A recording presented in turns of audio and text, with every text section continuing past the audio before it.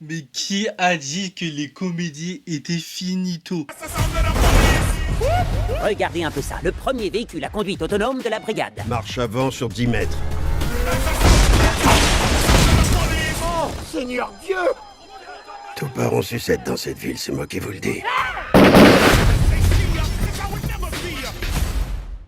Salut les gars, salut les filles, on se retrouve aujourd'hui pour une toute nouvelle vidéo sur ma critique sur y a-t-il un flic pour sauver le monde. Carrément les gars, je prends mon micro parce que les gars, je vous jure, ça fait tellement longtemps que je n'avais pas rigolé devant un film.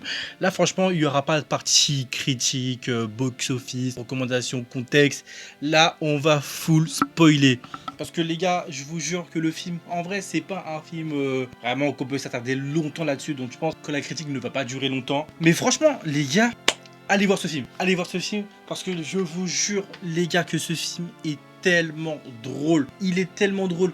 Pour tous ceux qui ont vu la saga Scary Movie, les gars, c'est le même genre de film. Ça fait tellement longtemps que je n'avais pas vu un film comédie aussi drôle. D'habitude, quand je vais au cinéma, je vais voir des films, mais c'est tout sauf des films comédie. Là, franchement, je me faisais chier. Je me dis, en vrai, pourquoi pas aller voir? Et les gars, je vous jure qu'on est sur l'un des films les plus drôles de cette année. Le film, il est hilarant, frère. Mais t'as tellement de scènes, t'as tellement de caméos d'acteurs ou même de sportifs ou de tout, de tout. Là, on est sur des full caméos. Le film, il est incroyable. En fait, le film, il n'a aucun sens.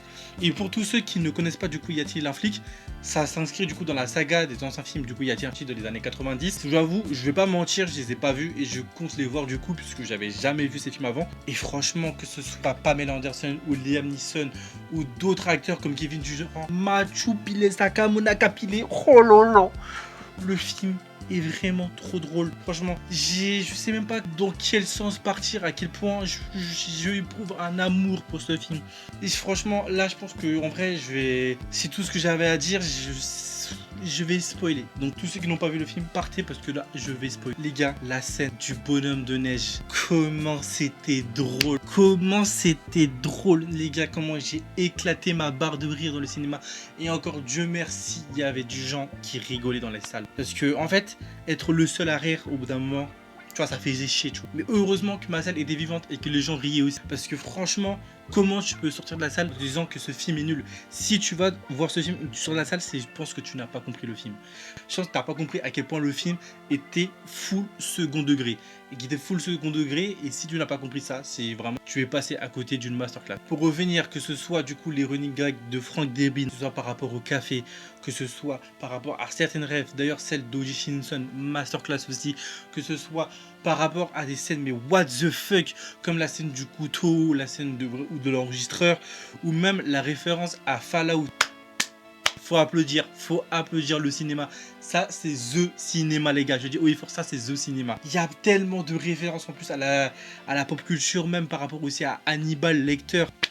Non, mais c'est magnifique, c'est magnifique. Après, je pense que le seul point négatif du film, ça serait que si t'es pas américain, tu peux passer à côté de plein de rêves. Et c'est peut-être ça en vrai le problème, tu vois. Alors que je pense que en vrai, si ils auraient dosé, il y a certaines rêves que je pense que j'aurais pu comprendre, mais malheureusement, comme c'est des rêves que seuls les Américains peuvent comprendre, ça c'est un truc qui pourrait vous faire sortir du film. Mais en tout cas, les gars, le film, je pense que pour moi, ça rentre dans le registre des films auxquels je peux les regarder plusieurs fois. À quel point c'est drôle.